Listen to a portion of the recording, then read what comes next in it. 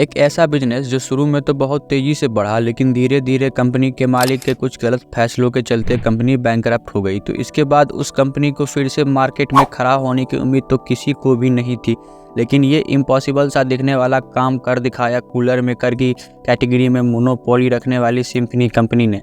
आइए देखते हैं कैसे क्या बिजनेस ट्रिक्स उन्होंने अपनाई जो जीरो पर पहुंच चुकी कंपनी मार्केट में एक बार फिर से हीरो बन गई। सिम्फनी के मालिक अचल बकेरी ने बजटेड अमाउंट के साथ 1988 में सिम्फनी की शुरुआत की। पहले ही समर में सिम्फनी ने अपना पूरा का पूरा लॉट बेच दिया, लेकिन फिर कुछ डिसीजन और उनके एग्जीक्यूशन में कुछ गलतियां हुई और 2001 में कंपनी बैंकरप्ट हो गई। एक्चुअली सिम्फनी देश में नहीं बल्कि इंटरनेशनली भी बहुत अच्छा बिजनेस कर रही थी, लेकिन सिम्फनी के मालिक बकेरी को लगा कि कूलर तो सिर्फ सीजनल प्रोडक्ट है, इसीलिए साल भर मार्केट में छाए रहने के लिए उनको और भी चीज़ें बेचना शुरू करना चाहिए। और फिर क्या था, सिम्फनी ने washing machine, AC, exhaust fan आदि बनाना शुरू कर दिया।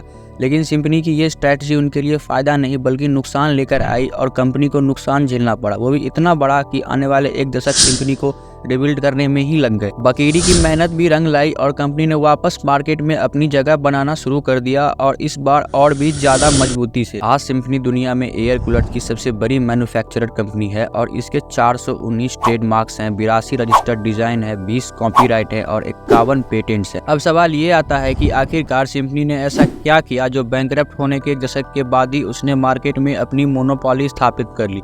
तो इसके पीछे सिम्फनी का एक ही फंडा था कि भाई इनोवेशन करते जाओ। उन्होंने सिंगल पर्सन के यूज के लिए टेबल टॉप कूलर बनाए। इसके अलावा उन्होंने ऐप से कंट्रोल होने वाले कूलर भी इनोवेट किए। साथ ही बच्चों के लिए कूलर लॉन्च करने के लिए डिज्नी के साथ कोलैबोरेट किया।